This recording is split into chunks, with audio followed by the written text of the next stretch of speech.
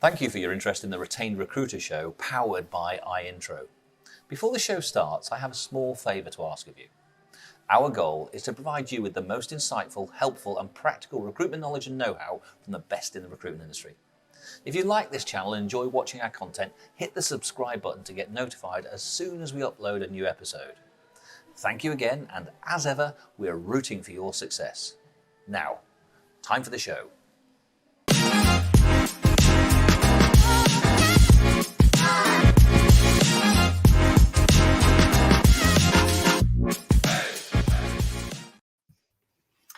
Hello and welcome to the Retained Recruiter show. My name is James. And my name is Jo. Welcome, everybody. And thanks for joining us. I know we've got a big audience today. And that is because, James, we are not alone, are we? We are joined by a presence in the middle of us here. No, we're not just the JJs, we're the JJJs. We're joined today by Gemma Bevan.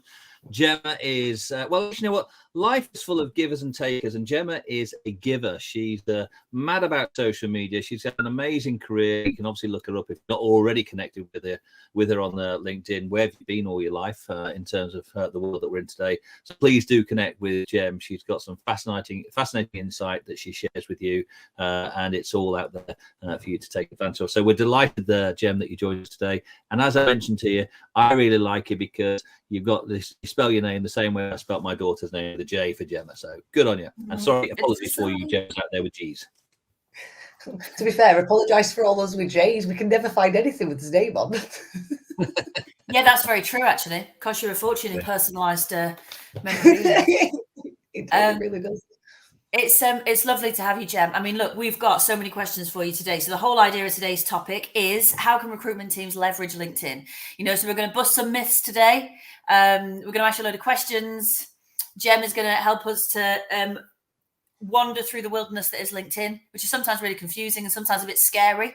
So I'm going to kick us off with a question. So I've known you for years, but not as long as LinkedIn has been around. Yes. So not as long as Google, but not as long as LinkedIn, but we have known each other for a long time. But in that time, since I know I've been using it and you've been using it, probably a lot of recruiters have been using it, LinkedIn has changed quite a lot. So it's kind of evolved, hasn't it?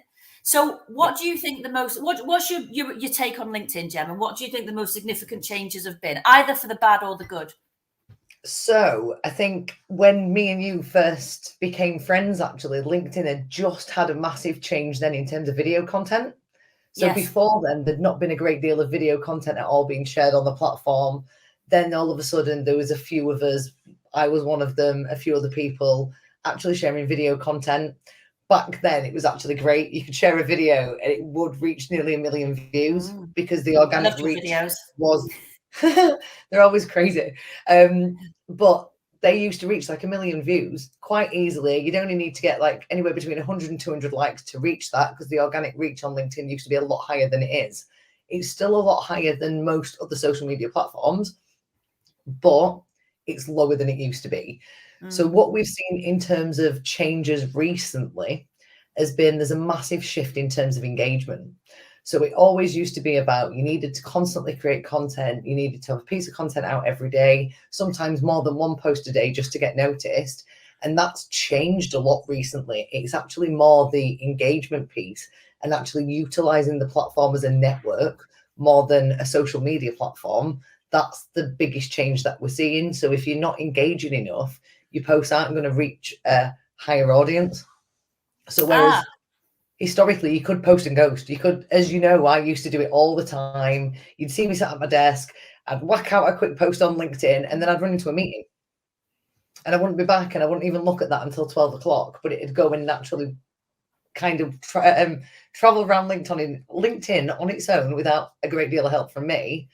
That's changed now. You need to be on just before the post goes out. You need to be supporting the post. You need to be on there to respond to the comments quite quickly because effectively if there's, say in the first hour, there's 5 comments that have been put on that post, no one's responded to any of those comments, LinkedIn's seeing it as you're putting out this message, but you're standing on a soapbox and you're just shouting at people. You're not actually interested in interacting, which is what they're wanting you to do. So they'll actually stop the growth of that post and stop it from going out any further because they'd rather have people's posts going out where you can see a clear conversations happening in the comments where they're actually wanting to engage with the platform. Yeah, that makes sense actually, really, doesn't it? Because they want you to be an engaged community member, which means you've got to give as well as take. So liking and sharing and all that kind of thing as well. We've had a comment.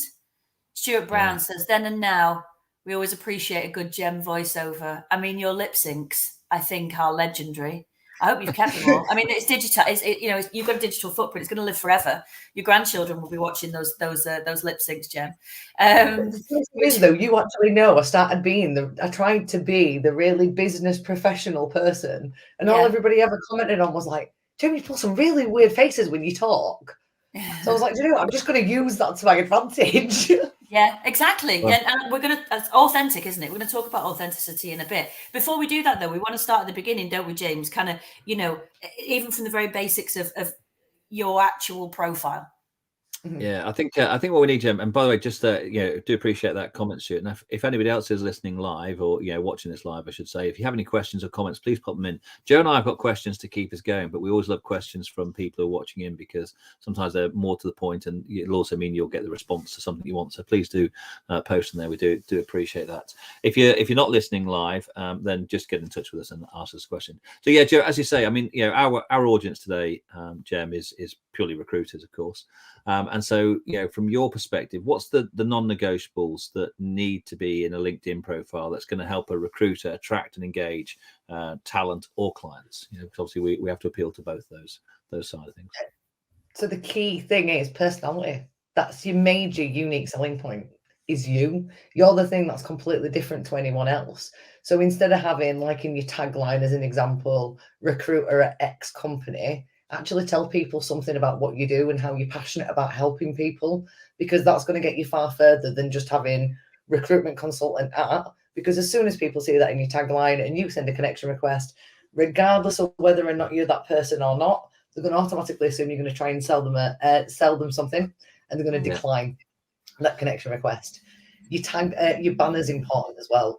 So quite a lot of people actually forget about how important the banner can be. You want a call to action in there.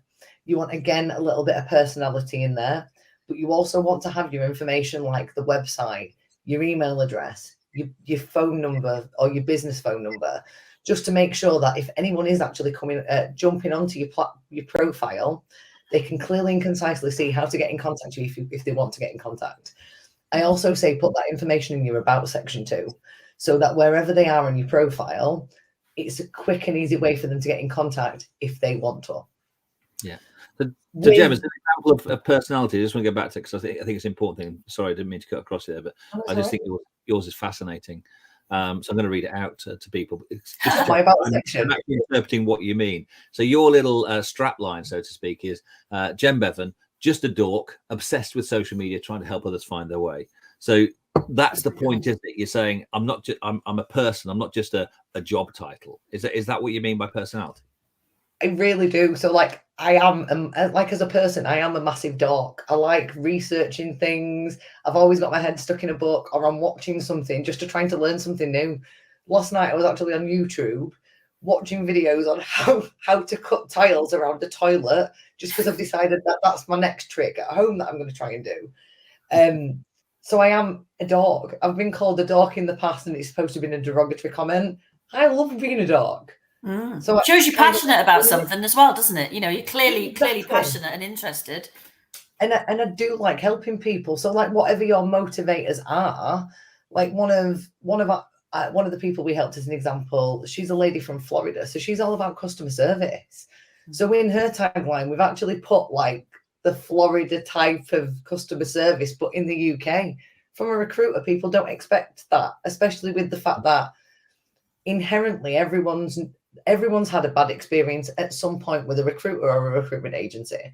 They remember it, and then all of a sudden you're all exactly the same. So if you put something in your tagline or your banner where you're actually saying, for want of a better term, look, I actually give a shit, it's going to make a difference, and it's going to stand out that little bit more.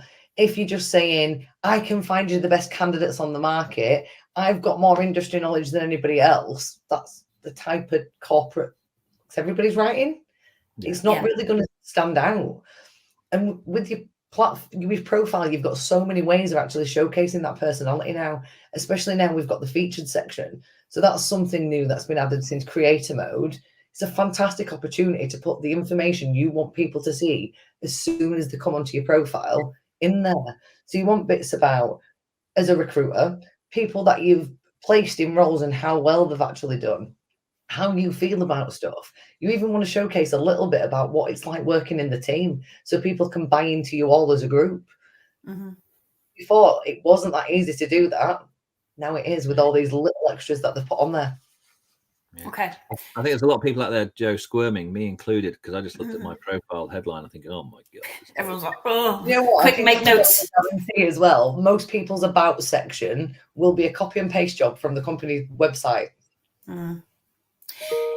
Yes, yeah, absolutely. So we want to talk about content, and then I also want to sandbag a bit of a question in a second, because I know we've got recruiters watching, we've got recruitment business owners watching. So I've got a question in a minute about what can recruitment business owners do to help their teams to be putting better stuff out there onto LinkedIn. But let's talk about content for a second then. So obviously, as recruiters, we can post jobs on LinkedIn, but there has to be a better way. So what is a better way? Let's talk about candidates for a start, because obviously there's two types of people you want to attract really on LinkedIn, candidates and clients. So if recruiters are wanting to attract candidates to them and not be obvious by just putting 3 job posts on a day, what sort of stuff could they be doing? What's innovative and good that they could be using as content? So like I mentioned, most people have had a bad experience with recruitment agencies. A lot of people are going to think, and it's not my view, I worked for you guys for 8 years before setting up Social Gems. It is just a view that some people have, is that all you care about is the commission. You don't actually give a crap about the people that you place in. So show that you do. Talk about Joe Bloggs being in for an interview and how you feel about that, because you're nervous for him. Because you know if you don't get this job, he can't actually pay his mortgage this month because you've taken the time to get to know him. Talk about the fact that you hold people's hands and you give them a call just before, just to give them that confidence boost before their interview, because you know how scary those situations can actually be. Talk about the processes of the interview and how different people feel at different stages. Give people some helpful tips that they can actually use when they're in those type of situations. Talk about the wins. So when someone's actually got a new job, talk about how they felt and how having that impact on what their life made you feel. From a trying to attract a new client's point of view, talk about how easy you are to communicate with. Talk about how much you give a shit about their team, how it's not just placing a bum on a seat for you, how it's actually putting a person in that business that's going to help drive your business forward, how you're going to take the time to get to know the team, what type of person you actually need in there, rather than just sending over 5 CVs that you found quickly on CV library that morning and not actually done any research. A lot of people think recruitment's really easy, but it's not. It's probably one of the only jobs that I know where you could potentially not get paid for like 3 months on something that you're actually doing. And people don't know that. What a great segue, Gemma, to the link that's just going on top. So if you want to get paid this month rather than 3 months' time, and every month, please download our battle plan, the retainedroadmap.com, and we'll actually sort of share with you, because we obviously focus on helping recruiters transition from that transactional CV supply service to a consultative service and ensure that you don't get paid. But you are right, Gem, that it's a crazy market where you say you may not get paid for 3 months, you may not even get paid. Exactly. And like, if someone leaves that role within that time, you might have to give them a rebate back. That's not your fault. But actually talking about these things, like we see so many posts about, I was ghosted by a recruiter. Don't you, correct me if I'm wrong, but don't you guys get ghosted too? So actually talking about not just one-sided, it happens to us too. And actually breaking the myth on it of, well, actually, Joe Bloggs, who's just done a post saying that I haven't got back to him, he's got 12-year experience working in a warehouse and he's just applied for a managing director role. That's why I didn't get back to him, because 500 people actually applied to that role and there's only so many hours I've got in a day. So I needed to strip that down and just contact the relevant people. In my eyes, that person should have read the job description before applying. It's not really the recruiter's fault. But people are going to see it as the recruiter's fault unless we educate them and tell them what it's actually like to be you. Yeah, that's we've said this before on this show, I think, as well, Joe. People go out and just type in recruiters are into Google, you get all types of responses, and none of them are complimentary. If I'm really honest, I mean, there's a few hidden deep down there. But I just did it whilst we were looking there, and I'm not going to repeat the language it's out there. But so I mean, it is a two-way street, isn't it? That's the point you're saying. It is, so and that's what you need to showcase, because it's easy for people to make snap judgments when they don't know the whole facts, and you can quite easily educate them. Yeah. Do you know what the interesting thing I think you've just said then? So that's that's reacting to something in real time, isn't it? But everything you've just said in terms of content, because content, I think, when I speak to people, is probably one of the hardest things. The discipline to be consistent, taking the time to be consistent with it, which is key. But also struggling to come up with content. But I think we make it more hard than it needs to be. And so sometimes the best content is what's happening now, or what you're seeing in the market, isn't it? Because if you're seeing it, there's a very good chance that there's a load of other people seeing it as well. Exactly. It's trends. People pick up on trends. They're going to have conversations about that. And you're absolutely right with the fact that people think, it's got to be more complicated than that. I think I did a post on it last week where I'm boring. No one's going to listen to me. We're all boring. That's relatable. We've all got very similar lives. We're all running around, if we've got kids, spending a good hour of that morning going, have you got dressed? Put your shoes on, brush your teeth, make sure you're doing this. Then you've got to try and get the dog walked. Then all of a sudden you've got to try and fit in a healthy breakfast because you need a healthy breakfast to have your brain working. And we all have all these little mundane stuff going on in his head constantly. But that's relatable because we're all going through the same struggles. That's the type of things you want to be posting about. Even posting about Jenny in the office has microwaved some fish, so I think we should fire her, just as a joke. It's showcasing that there's actually a little bit of personality, and being in that team is actually fun. So it builds like a little bit of FOMO, and people are like, do you actually want to I want to talk to them. They look like fun. Yeah. Well, that goes back to that personality point that you raised there as well. So, some good points there on content. And it is one of those things where content can come from anything. And what you're saying is, what's around you at that moment in time. I remember doing a post years ago, and this sounded a bit weird. And I remember saying this to people, what are you on, James?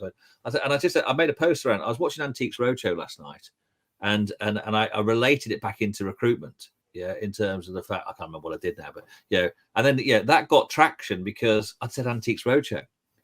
Oh, you're boring old, so and so, or whatever. But you're related, and I'm not just talking about what I ate for breakfast this morning. I did create a story out of it, and there's one of the guys I used to work with, and he's a big content person on LinkedIn. One of those voices out there, a guy called Andrew McCaskill. He was great at telling stories like that and getting that out there, because it's all about sort of making it relatable, so sort of resonating with you as well. So that's all good stuff. Hey Brad, nice of you to join us as well. Nice to see you there. And who else? We've got someone from payroll. Boy, we're getting paid today. So Leo, nice to see you as well. What's the question from Stuart? Joe, has he got a question? Yes, interested in getting your take. Sorry, it's not recruitment specific. That's fine. When you're in an organisation that hasn't taken the LinkedIn journey, are still used to pushing calls and emails, etc.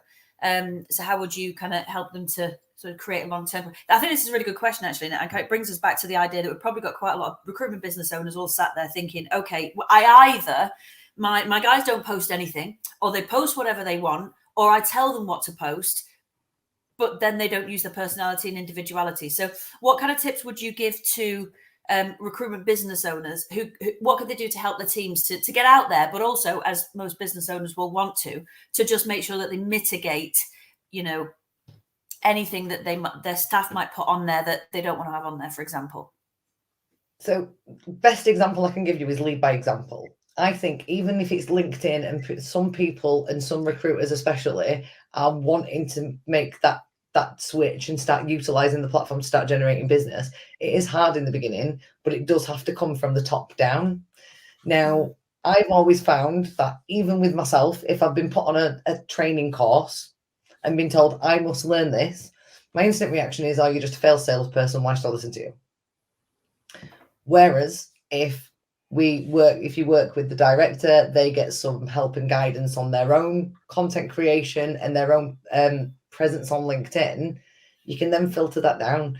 So they're then talking about the wins that they're getting from it, the conversations that are starting, who's commented back on the post that they've done.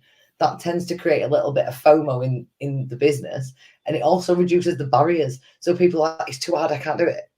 But then when they see the bosses are talking about what it was like going on site to see a client this week and how face-to-face meetings are important, not everything should be done over Zoom, even though it's more time effective, something like that, it then goes, oh, well, I could write something about that. It's not that hard. I think people do worry too much as well sometimes about what people are going to post. But unless they're being complete kids, you're pretty safe. Like, I've always been under the view of, if you're really worried about what someone's going to put online, did you really hire the right person? Yeah. Very true, actually. Especially in our industry. And we've got a question from Joe Randall. They're at the front talking to your customers. So if you're trusting them to speak to your customers, you should be able to trust them to write something online.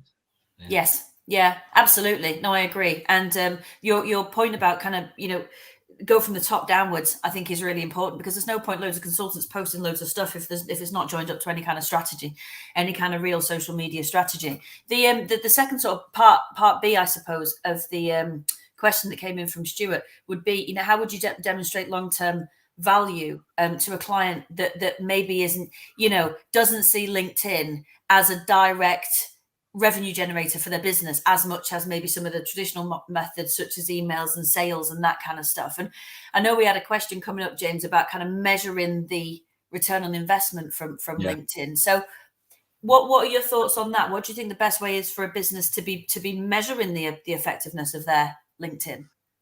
So you need to get it into your head that in the beginning it's going to take about 3 months to generate any traction. You might not get any leads in that period of time. However, if you do everything and play LinkedIn right, and by that I mean you've got your profile optimized, it's telling everybody everything that they need to know, then you're regularly engaging, you've got time blocked out every day to engage with other content that's going on in your network, you've got posts going out every week. It doesn't necessarily have to be every day, but say 2-3 times a week, there's something coming out from your profile that people can look for. LinkedIn does tend to like continuity, so if you did do that, make sure you're posting on the same days. But that's not all you need to be doing. That's only a small part of the puzzle. You also want to be doing outreach as well. So you want to be connecting with new people that are in your ideal target market. You want to be sending messages. And if you're doing all of that, you'll get the leads far quicker. Now, in terms of what you want to be tracking, you want to be tracking profile views. So who's actually checked out your profile? Are the majority of those views in the areas of your ideal target market? If they're not, then you're not hitting the right people and you're not engaging with the right people. On your content, in the analytics side, you want to be ensuring that the companies, the locations, and the job titles are, again, your ideal target market. If the majority aren't, you need to slightly change your messaging, or you need to ensure that you're engaging with the right people, because right now you're not pushing your content into the right areas. Yeah. And with Gemma, how would you do that? So what you said is, when you do this, you'll start to get the leads. Is that the algorithm directing it better, or is it a result of you just posting more content? It's a bit of both. So basically, with that engagement, when you're doing the engagement on LinkedIn, instead of just getting involved with everything and anything, dedicate a certain amount of time to it and be strategic. So have a list. This is what I say to quite a lot of my clients, is have a list of, say, 100 companies who I want to work with them this year. And then when you're utilizing that time that you've got blocked out on LinkedIn, look for content from the decision makers who you want to be speaking to and from the company. Because if you're constantly engaging with them, then 9 times out of 10, they're actually going to jump into your inbox rather than you having to jump into theirs. When I'm saying do outreach, I'm not saying be overly salesy and send them a message saying, yo, I'm a recruiter, I want to recruit for you, and that's it. Actually build a relationship. So change people's perceptions. So how we said about the tagline and how we needed to change the tagline to change people's perceptions and increase the amount of connection requests you're getting, the steps that you take need to change as well. So instead of just going, yeah, you know what, ideal client, connect, take a bit of time. View that person's profile, like the most recent post, comment on the most recent post, follow them, and then connect with them, because then their perception of that connection request is completely different. They're going to see it as that person really likes what they're seeing and they want to see more of it, not they're just going to sell me shit. Yeah. You also touched on continuity, which is also, I think that's helpful to people. And one of the questions from Joe, he had a long list of things. I think we've covered off a lot of it, saying which bits of content you do. But he did say, do you have any ideas on best time? So you said continuity the same day. Is there a best time, or is it just, every Wednesday and Friday, or is there do you have any insight on that? It sounds daft, but it depends on your clients. So what time do people actually get into office? So for me, most people are in office for like 9 o'clock. So good times for me to post are anywhere between 7 o'clock and 10 past 9-ish, when they're either traveling on the way into work, or they've just got at the desk, they're having a bit of having a coffee and a bit of a browse before they start the day. So any time around that time tends to work for me. But say you're working in manufacturing, as an example, 9 times out of 10 in those type of roles, because you're in a warehouse, you're not allowed your phones on shop floors, they have to be put away. So those individuals might check just before they go into work. So that could be around 7 o'clock if they're in work at 8, or they might not be able to look at LinkedIn until 2 o'clock. Again, with say you're not selling into the UK, you're actually selling into American markets. Well, it's a good idea to post around 1 o'clock, so you're hitting those markets. Or you could also post around 4, 5 o'clock, because then you're hitting people leaving work in the UK if you work in both, and the American market as well.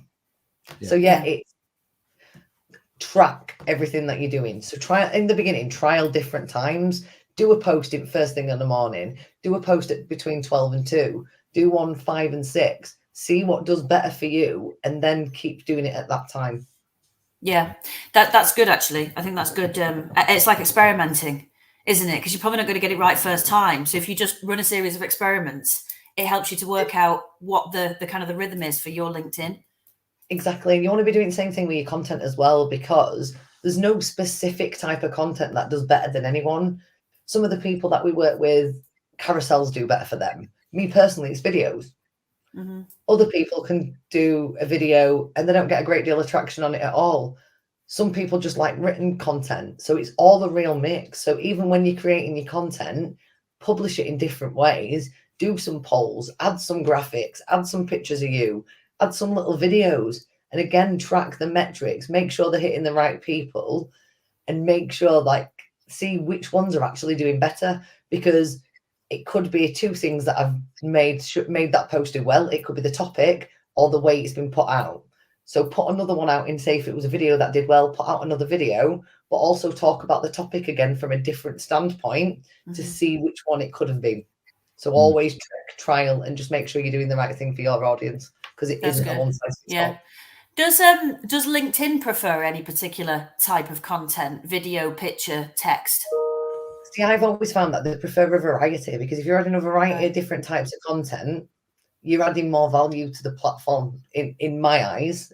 So what I'd say is, even if, and you'll see this in my content, I've said that videos do better, but there's still images, there's still posts with some graphic design led stuff, there's still some carousels, there's still a mix of content, because although the majority prefer to see that type of content, I still want to appeal to the other types of readers and personalities in my network as well. So predominantly I'll do video, but then there'll be a mix of other stuff in there as well. Yeah. And when you say video, this is you talking to camera or singing to camera, mostly, as the case may be. But talking to camera, it doesn't have to be anything like in your kitchen. It doesn't have to be a big production, does it? No, and I think that's where people get oh my God, I've got to edit it. You don't. People actually prefer those raw, real videos that are just created on your phone off the cuff, because there's no editing. They can see who you are as a person and what actually matters to you. There's no hiding. It helps you build rapport. The images do as well. So I know there's quite a few people on LinkedIn that believe that people share selfies because it's vanity matrix. But in reality, it's not. It actually causes, when you attend a networking event or an expo, people come up to you because they recognize you. Whereas if you're not constantly sharing pictures of yourself, they're a little bit unsure, because the majority of us as pictures for this profile are about 5 to 10 years old, and we look nothing like we did then. Yeah. I think, Jemmy, you're a real pro there. You've actually answered about 5 or 6 questions that people put in all in one go without breathing. So good at video. Which is fantastic. And also, somebody put up a question saying, do you sanity check it with your team? And I think the point is, go back to that trust point of view. I mean, don't make it, I suppose, well, this is my view, don't make it so rigid that it becomes formulaic. Just go for it, because in one sense, what you put up today, I know, unless it's really, going to be, it's gone, isn't it? Today's news is tomorrow's chip paper, isn't it, really? Exactly. Yeah. But I also get that it's really difficult in the beginning backing yourself, because you're like, everybody's going to see it. Everyone's not going to see it. Most people are going to forget about it. But if it is easier to have someone to actually do it with, then schedule some time as a team. So I always find for us, Friday after 3 o'clock, it's pretty dead. So that's when I tend to plan all my content, because it's quiet time in the business. And I think a bit better because I've not got loads of noise around me. If that's a quiet time for you guys as a team, as an example, sit together, throw some ideas around, put some content ideas down. Around a glass of wine Friday after 3. And put it up. To be fair, at the end of the day, it's giving you an accountability buddy. If you've got an accountability buddy keeping you on track, you're more likely to stick to it than you are trying to do it on your own. Yeah, right. Absolutely. And okay, so on that note then, when it comes to engagement, so we do a post, for example, in COVID times, there was a lot going around about pods, to pod or not to pod, so could you just explain what pods are, and then counter that with what's good for getting your engagement going? Because I've got some clients who think, should all my consultants all like each other's posts at 8 a.m, for example? So a pod is paid engagement. So it's when you've teamed up with loads of different companies, you've got a WhatsApp group, and every time one of you posts, they've got to engage with that within the first hour. If you work with every sector and every single person ever, it's probably going to work for you. But for the majority of people, it's not, because you need to be a little bit more strategic in what you're doing, because most of you will have specialities that you work on and sectors that you work on. You're not necessarily going to be a generalist recruiter. So that's not going to work for you, but actually supporting each other in terms of a team on your posts and commenting to each other is going to help the post go further, help you get to the people that you want to get to, because you'll all have relevant people in your networks. But what is also showcasing, again, is those personalities in the team, the banter that's back and forth between you all, what people are effectively going to be buying into by working with you. So actually doing that, that's not necessarily a bad thing. It's just supporting each other and showing as a team, you all care about each other. Yeah, which actually, if you're a recruitment business and you're all chatting to each other, I mean, how great does that make your business look? It's like the best PR for your business ever. Yeah. Exactly. And it doesn't just help with the candidate and the client attraction too. It's going to help with when you're looking to hire for yourself, because you look like you're having so much fun. People want to be involved in that. They feel like they're missing out. So do bits like that as well. In terms of the engagement and how to make it strategic, look for relevant hashtags. So say you work in warehousing, hashtag warehousing, go through that, see if you can find any ideal people that are in your ideal target market and engage with posts through them. Anyone, like I've said about the 100 companies that you want to work with list, get your list, go on LinkedIn, find the company, find the people that are the decision makers, hit that notification bell so that every time they post, you're notified of it and you've not got to look for them. So when you're spending your 10, 15 minutes a day on LinkedIn, you've already got a list of notifications that you can work through, so you know you're hitting the right people. LinkedIn's algorithms aren't as special as everyone thinks they are. And essentially, if you like someone's post, LinkedIn's automatically going to assume that they're liking yours. So by doing that, not only are you putting yourselves at the forefront of their mind, you're ensuring that every time you post, you're at the forefront of the mind too. Yeah, fantastic. That's brilliant. That's really brilliant advice. I think. And I think a lot of people watching, Joe, who are getting advice. We've got people in the US, got Nicole from Charleston in South Carolina. If you've never been to Charleston, everybody get there. It's probably my most favorite city in the US. I spent many good times down at the marina there, because my brother lived there for a while. So that's a fantastic Nicole's going to invite us. We're all going to come over, Nicole. Do some, LinkedIn. We'll bring Jem. I know that we are bang out of time. Can I ask one question? Because there was a question in there, and I think it's important. Because everybody's we're never going to end on time with me. Well, no, I mean, we should have done 45 minutes, to be honest, but we'll probably get there anyway. We'll just keep going. If anyone wants to leave, that's fine. If not, I'd stick around if I were you. There's a question here about trends, predictions for 2024 for LinkedIn. There's rumors that there's stuff coming. So, Jem, what do you think? Is there anything kind of around the corner with LinkedIn that's like great or that we need to be aware of, do you think? So other than there's been like a massive increase in AI and AI comments and AI content, I personally think the increase in that just makes it easier to stand out with your little bits of personality. There has been an email this morning sent out about some new stuff. I haven't had a chance to read it yet. So when I read it later, I promise I'll put what I know in the comments section on this on LinkedIn. Cool. Well, that's hot for present. AI is very topical out there, isn't it? And I think we can counter AI.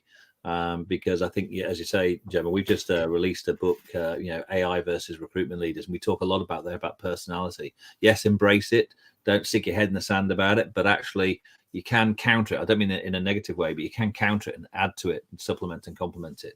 I'd say just find a little call if you want to sort of have any connection with us, and obviously we'll sort of share other information with Jem as well. But get in touch with us, retainedcall.com. And book some time with us to go through. Joe, let's go into a final question, and and then see where we spin from there. What's the final question? What's the final question? A bit like Columbo. On ours. Gosh, we had all sorts of questions coming anyway that we wanted to ask, and then we've had a load more as well. Common pitfalls that recruiters make on LinkedIn. What are the don'ts? We talked a lot about the do's. What are the kind of major don'ts for recruiters and recruitment business owners on LinkedIn? Don't jump into everybody's inbox with a flipping sales pitch. It's just going to turn people off. Actually spend a bit of time. You can send them a message that's a little bit salesy, as long as you're friendly. Like, actually acknowledge that they're going to get 1,000,001 sales messages in their inbox. Just explain that you're around to just let them know you're here if they need you. If you use more friendly, relaxed language, and you're a lot more friendly because it's a social platform, you're not sending an email, you guaranteed to get a response, rather than just sending them an email saying that I've got 15 candidates here that I know are going to work really well in your business. Well, how do you know you've never spoken to me about my business? Very true. Yeah. Humanize that is the point there, isn't it? Yeah, there's even like, and it sounds stupid, but there's nothing wrong with those 100 people that you've identified as your ideal target market, dropping them a message every month saying, Happy Friday, I hope you have a good weekend. Yeah, you've not sold absolutely. Them, you've reminded them that you're there. Yeah. Top of mind. Really good stuff. Absolutely. I think the thing we have to remember is that you're right. It's a social platform. It is a networking platform. It's not a sales platform. So if you use it for the reasons it was invented, then you can't go far wrong, can you, really? It's just we do tend to go at it a bit hard and a bit fast and a bit close to the bone most of the time, trying to get that instant return. But it is like with the outreach bit, people just see it as email sequences that you send out via message, but it's different. With LinkedIn, first and foremost, it is networking. So how you'd act at an actual networking event when you're promoting your business, you need to act the same on LinkedIn. So you won't walk up to someone and go, buy my shit. You go, how was your journey down here? Did you get here all right? Did kids get off all right to school? How's business? You'd talk to them about absolutely everything and anything but what you wanted to talk to them about until you'd built a little bit of rapport. Exactly the same with LinkedIn. 100%. Yeah, spot on. Let's end, Jem, with an anecdote from you. In terms of on something you've done on LinkedIn that's that's sort of helped you in a challenging place, but overcome the challenge and actually lead to success in a strategy that you've implemented. Any little anecdotes you've got for us? I can't think of any. Lost for words. Sorry. There you go. You must have some good success stories.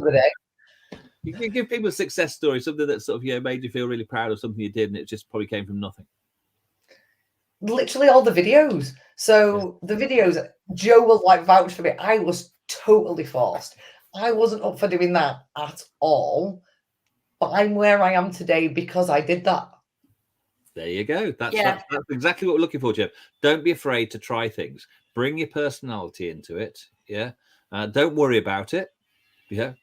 As I say, tomorrow's fish and chip paper. Perfect. Just remember, it's not going to be perfect, but done's better than perfect. And the great thing is, if it's not perfect, there's about a good 60+% of your network that daren't do anything like that themselves yet. So they're already going to be like, oh, they're so much braver than me. And the great thing is, it being a bit rubbish in the beginning, as you get better, people are actually going to see that. So they're going to be on that journey with you. So it's actually a good thing rather than a bad thing. So is you singing better now? No, well, your lip syncing is awesome. That's kind of what you're known for now. But I am trying to do more of it because I did drop it off for a while just because busy. Good. Yeah, but then you're bringing it back, and I think don't be afraid to try things, isn't it? And be creative and just experiment with things, but also realize that it takes a while sometimes, doesn't it, to get going with things, and that if it doesn't work immediately, or silence isn't rejection either, is it? It's just an opportunity to keep going and have another go. Yeah, indeed. What I'd say is, like, my parting thing is, if you've decided today that you're all going to start utilizing LinkedIn, don't come off this and go, I'm going to go write a post. Come off this and go, I'm going to go spend 15 minutes engaging with my network. The reason I'm saying that is, if you do absolutely nothing and then just do one post, no one's going to see it anyway. Mm-hmm. It's going to hurt your ego, because it definitely hurt my ego as well. And then you won't want to do it again because you've had a bad experience. But if you went and spent 15 minutes engaging with your network, did that for the next week, and then did a post, I can guarantee you're going to get some traction on that post. Great piece of advice. Brilliant. And I'm sure if people haven't connected with you, they can connect with you on LinkedIn, because your advice on LinkedIn is also excellent. Yeah, absolutely. This has been a fascinating whistle stop around the houses. Lots of bits of information. We've really enjoyed having you on the Retained Recruiter Show, Jem. We hope you come back someday soon. We run these shows pretty much every couple of weeks in the hot recruitment season. We're going to be back in a couple of weeks. Going to be talking about leadership in the recruitment market with our special guest then, Ian Nelson. But Joe, on behalf of us all here today at the Retained Recruiter Show, really appreciate you spending the time with us. Joe? Thank you. Thanks for having me. Oh, it's been a pleasure. It's been a pleasure, Jem. We knew it would be. Obviously, thanks to everyone for watching. This will be on replay. It's also going to be on our YouTube channel as well. So yeah, thank you ever so much. Thanks, everybody. Jem, thank you as always. Absolute star. That's goodbye from me. And it's goodbye from me. Take care, everyone. Bye-bye.